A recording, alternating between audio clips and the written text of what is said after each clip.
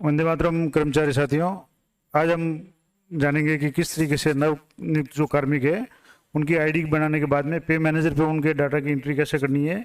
जो latest process है वो मैं आपको बता रहा हूँ। इससे पहले अगर आपने किसी एम्प्लॉय की आईडी बनाने की जानकारी चाहिए तो मैंने एक वीडियो बनाया हुआ है, कुछ दिन पहले ही अपलोड किया था। उसका जो लिंक है वो भी मैं इस वीडियो के डिस्क्रिप्शन में दे दूँगा। उसमें आप जा कर के तुरंत यानी 2-3 मिनट के अंदर ही आप किसी नए कार्मिक की एम्प्लॉय आईडी बना सकते हैं। अब जैसे मान लो एम्प्लॉय आईडी बन गई, उसके बाद में आपको पे मैनेजर पे जा कर के आपको मास्टर में जाने के बाद में एम्प्लॉय डिटेल्स पर क्लिक करना, और इसके बाद में यहाँ जो राइट साइड में लिस्ट दी हुई है इसमें से किसी भी एक एम्प्लॉय को आपको सेलेक्ट करना है। और एक एम्प्लॉय को सेलेक्ट करने के बाद में जैसे ही एक एम्प्लॉय सेलेक्ट करेंगे उसमें ऐड न्यू पे क्लिक करना है, और ऐड न्यू पे क्लिक करेंगे उसके बाद में यहाँ जैसे सर्विस कैटेगरी है। अब जैसे आपके अगर मान लो थर्ड ग्रेड को अगर कार्मिक कोई नियुक्त है तो उसके लिए जैसे सब ऑर्डिनेट सर्विस आ जाएगी।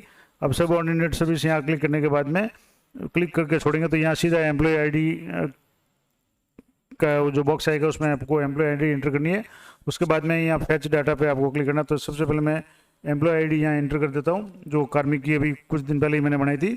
अब यहाँ फैच डाटा पे आप जैसे ही क्लिक करेंगे तो ये सारा डाटा है वो ऑटोमेटिकली ये फैच हो जाएगा, क्योंकि SSO आईडी जो बनी थी SIPF न्यू पोर्टल पे उससे डाटा फैच हो जाएगा। अब जैसे यहाँ सर्विस कैटेगरी है, सब ऑर्डिनेट है, यहाँ आपको सब कैटेगरी में आपको प्रोबेशन या रेगुलर है तो अभी प्रोबेशन में प्रोबेशन सेलेक्ट करना है। यहाँ कार्मिक का नाम हिंदी में सेलेक्ट करना लिखना है, इंग्लिश में ऑटोमेटिक आ रहा है। उसके बाद में यहाँ मेल फीमेल आपको सेलेक्ट करना है। ग्रुप नेम जिस ग्रुप में आप उसको रखना चाहते हैं वो ग्रुप आप सेलेक्ट कर लें। उसके बाद में यहाँ डेजिग्नेशन पे आपको जैसे अध्यापक श्रेणी तृतीय है तो ये अध्यापक, या और कोई श्रेणी इसमें आ रही है तो अध्यापक श्रेणी आ रही है तो अध्यापक में आप इसमें लग दें। उसके बाद में नाम पिता का नाम आ गया ऑटोमेटिकली, एम्प्लॉय आईडी ऑटोमेटिकली आ रही है, डेट ऑफ बर्थ आ रही है, उसके बाद में डेट ऑफ रिटायरमेंट ऑटोमेटिकली आ रही है। अब ब्लड ग्रुप है तो आपको ब्लड ग्रुप यहाँ से जो भी है वो सिलेक्ट करना है। और जैसे ये ब्लड ग्रुप सेलेक्ट करें उसके बाद में सीक्वेंस नंबर आप छोड़ दीजिए या आप यहाँ कुछ भी एंट्री कर दीजिए। उसके बाद में आपको यहाँ पोस्ट एट अपॉइंटमेंट है तो आपको यहाँ पोस्ट भरनी है कि किस पोस्ट पे अपॉइंटमेंट हुआ है। तो यहाँ जो पूरी लिस्ट है अब उस लिस्ट में से आपको सेलेक्ट करना है। जैसे अध्यापक श्रेणी तृतीय है तो उसको अध्यापक श्रेणी तृतीय पे आपको सेलेक्ट करना है। अब ये काफ़ी लंबी लिस्ट है तो उसमें एक बार आपको थोड़ा सा समय लगेगा, लेकिन उसको आराम से ध्यान से देख करके आपको शिक्षक या अध्यापक लेवल 3 या मतलब ये आपको सेलेक्ट करना है। मैं आपको सेलेक्ट करके फिर बताता हूँ। उसके बाद में जो दूसरा है इसमें पे कमीशन है उसको आपको अभी 7th पे करना है।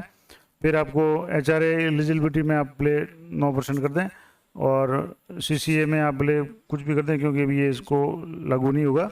और उसके बाद में डिपार्टमेंट है तो यहाँ जैसे एजुकेशन डिपार्टमेंट है तो यहाँ E पे जाने के बाद में एलिमेंट्री एजुकेशन आ जाएगा, आपके यहाँ करना है।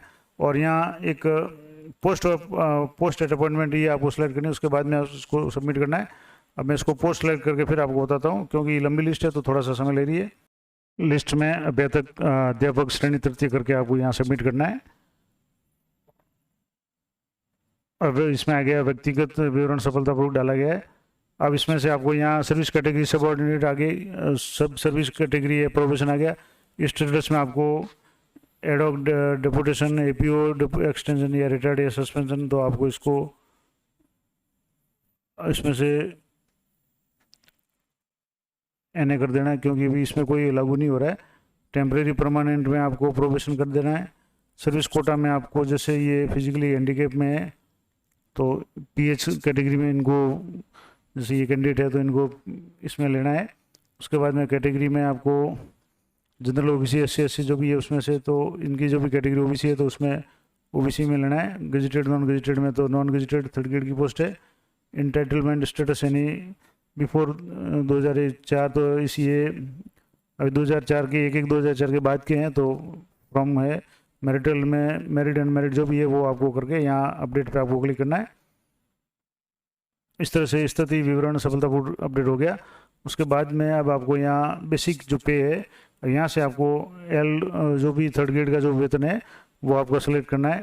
अब जैसे इनको L10 पे प्रोफेशन का जो है तो LP10 पे, जैसे L पे नहीं लेकर के LP10 आपको सेलेक्ट करना है क्योंकि ये फिक्स पेमेंट पे है और यहाँ फिक्स पेमेंट में 23,700 हो जाएगा। उसके बाद में NPA नॉट एलिजिबल है, HRA नॉट एलिजिबल है क्योंकि ये प्रोफेशनल है। अब इसमें IFMS कोड है, ये आपको भरना है। जो भी कार्मिक का अकाउंट है उसका IFMS कोड आपको ध्यान से भरना है। ये भरने के बाद में ऑटोमेटिकली यहाँ से ये जो भी अकाउंट नंबर या जो बैंक का नाम है SBIN जैसे ये भरने हैं आपको। अब ये भर के ऐड करेंगे तो अपने आप ऑटोमेटिक बैंक का नाम, ब्रांच का नाम आ गया। अब यहाँ आपको अकाउंट नंबर यहाँ ध्यान से भरना है। अकाउंट नंबर आपको एक दो बार अच्छी तरह से कन्फर्म करके भरना है।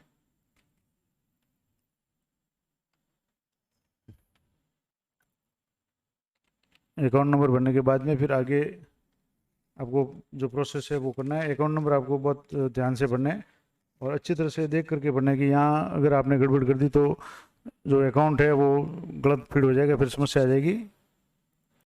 बैंक अकाउंट भरने के बाद में यहाँ आपको जो भी है अकाउंट नंबर के बाद में IFSC कोड से बैंक की ब्रांच का नाम ऑटोमेटिकली आ जाएगा।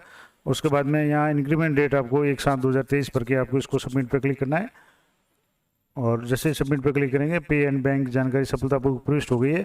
अब आगे की जानकारी के लिए एड्रेस है, तो एड्रेस को एक बार फीड करके मैं आपको फिर बताता हूँ। एड्रेस में सारी डिटेल्स भरने के बाद में ईमेल आईडी और मोबाइल नंबर भरना है और उसके बाद में इसको सबमिट करना है। सबमिट पे क्लिक करने के बाद में ये संपूर्ण जानकारी सफलतापूर्वक प्रविष्ट हो गई है। इसमें असेंबली का नाम और ये पिन कोड वगैरह भी भरने थे। उसके बाद में अगर सेम है तो इस पर क्लिक कर दो तो आप परमानेंट और जो एड्रेस है वो सेम हो जाएगा। उसके बाद में ये सबमिट पे क्लिक करना है और उसके बाद में जो आगे की डिटेल्स है एम्प्लॉई ये सफलतापूर्वक प्रविष्ट हो गई है। एम्प्लॉय डेट्स में आपको यहाँ डेट ऑफ ज्वाइनिंग भरनी है। इसके अलावा इसमें डेट ऑफ रेगुलर सर्विस तो अभी है नहीं। Date of joining present DDO वो भर सकते हैं। पे स्केल या प्रेजेंट डेजिग्नेशन है वो भी सेम ही होगी क्योंकि नई पोस्टिंग है और कंफर्मेशन अभी हुआ नहीं है। 7th पे ऑप्शन है नहीं अभी, तो ये कुछ जो भी लागू हो रही है वो डेट्स यहाँ भर के फिर मैं आपको बताता हूँ कैसे इसको सेव करना है। ये पूरी भरने के बाद फिर आगे का प्रोसेस है वो देखते हैं। तो डेट ऑफ ज्वाइनिंग यहाँ है। डेट ऑफ ज्वाइनिंग के लिए यहाँ कैलेंडर से आपको सेलेक्ट करनी है कि किस तारीख को कार्मिक ने ज्वाइन किया। तो जैसे 30/5/2022 को ज्वाइन किया है तो ये यहाँ 30/5/2022 हो गया। अब यहाँ सबमिट करना है। जैसे ही सबमिट करेंगे तो ये सबमिट हो जाएगा। उसके बाद में आगे जैसे ये सबमिट हो गई है। अब यहाँ दूसरा जो डेट है रेगुलर सर्विस या प्रेजेंट डेजिग्नेशन है तो यहाँ भी वही डेट आएगी। तो वही डेट मैं सेलेक्ट करके बता रहा हूँ। इस तरह से आपको ये सारी ये डेट्स है वो जो भी है वो सेलेक्ट करनी है और उसके बाद आगे का प्रोसेस मैं आपको बताता हूँ।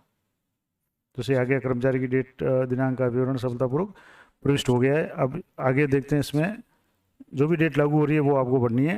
स्टेप में आपको यहाँ GPF नंबर नहीं है तो खाली छोड़ना है। वेल्थ नंबर पुलिस में होता है, यहाँ होता नहीं है। आधार नंबर भरना है, पैन नंबर भरना है। SI पॉलिसी नंबर नहीं है तो खाली छोड़ देना है। CPF वगैरह भी नहीं है तो जो भी प्राण नंबर नहीं है, PLI नंबर अगर है तो या फिक्सेशन टाइप है जैसे प्रमोशन ACP वगैरह तो ये खाली छोड़ देना है। तो जो भी नंबर या अवेलेबल है वो आपको भर के फिर यहाँ सबमिट करना है। तो मैं इसको भर के फिर आपको बताता हूँ।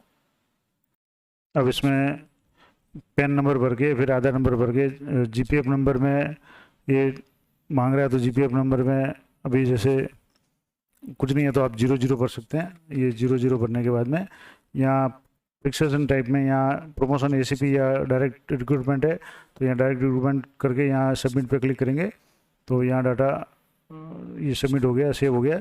उसके बाद में यहाँ member detail, family member detail यहाँ अपडेट करनी है। तो फैमिली मेंबर्स के नाम भर के फिर उसको आगे प्रोसीड करना है।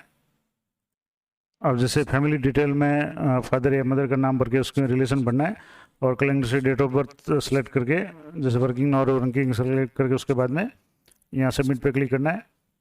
सबमिट पे क्लिक करते ही ये पारिवारिक विवरण सफलतापूर्वक अपडेट हो गया। अब उसके बाद में स्कीम है। स्कीम में जो भी स्कीम है जैसे GI है, जनरल प्रोविडेंट फंड है, ग्रुप इंश्योरेंस है, न्यू पेंशन है या स्टेट इंश्योरेंस है, तो जो भी लागू हो रही है तो उसमें आपको यहाँ नॉमिनी भरना है। अब जैसे मैं ग्रुप इंश्योरेंस का कर रहा हूँ तो इसमें नॉमिनी में फादर का नाम जैसे यहाँ भर दें तो रिलेशन आ जाएगा और यहाँ परसेंटेज 100% कर दें और यहाँ सबमिट करना है। तो ये कर्मचारी स्कीम नंबर सफलतापूर्वक अपडेट हो गया, ये आ जाएगा। उसके बाद में जैसे दूसरा ये GPF है तो ये जीपीएफ में भी आपको जैसे फादर का नाम सेलेक्ट करना है और 100% करना है, क्योंकि कार्मिक अनमेरिड है तो यहाँ स्कीम नंबर सफलतापूर्वक प्रविष्ट हो गया है। इस तरीके से आपको ये पढ़ना है। उसके बाद में इमेजेस में आपको कार्मिक का फ़ोटो और सिग्नेचर और थंब इम्प्रेशन ये तीनों अपलोड करना है। अब फ़ोटो की जो साइज़ है 50 KB मैक्सिमम होनी चाहिए, सिग्नेचर 20 KB तक और थंब इम्प्रेशन है वो 50 KB तक। ये गैलरी से आपको पहले सेव करके एडिट करके रखना है, फिर यहाँ से सेलेक्ट करके आपको वहाँ जो भी जहाँ भी पड़े हैं वहाँ से आपको ले करके उसके बाद में तीनों अपलोड होने के बाद में यहाँ एंटर कैप कोड डालने के बाद में सबमिट करेंगे। ये तीनों अपडेट हो जाएंगे। उसके बाद में कोऑपरेटिव डिटेल्स है, तो इसमें आपको हितकारी निधि, जैसे यहाँ हितकारी निधि है और हितकारी निधि का जो अकाउंट नंबर है वो यहाँ आपको फीड करके सबमिट करना है। तो इस तरीके से जो कार्मिक है इनकी सारी जो डिटेल्स है वो आपको फीड करनी है। और ये फीड करने के बाद में आपको यहाँ बैंक अकाउंट वेरिफिकेशन पे आना है और वहाँ आपको बैंक अकाउंट है वो एक बार वेरीफाई करना है। उसके बाद में फिर इनकी सैलरी का जो प्रोसेस है वो आप शुरू कर सकते हैं। तो ये महत्वपूर्ण जानकारी थी कि किस तरीके से आप किसी न्यू कार्मिक जिसकी एम्प्लॉय आईडी अभी भी बनी है उसकी पे मैनेजर पे किस तरीके से डाटा अपडेट कर सकते हैं।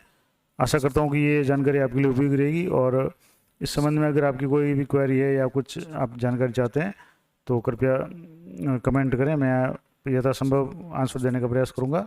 तो मिलते हैं किसी इसी तरह के अपडेटेड वीडियो में, तब तक जय हिंद जय भारत।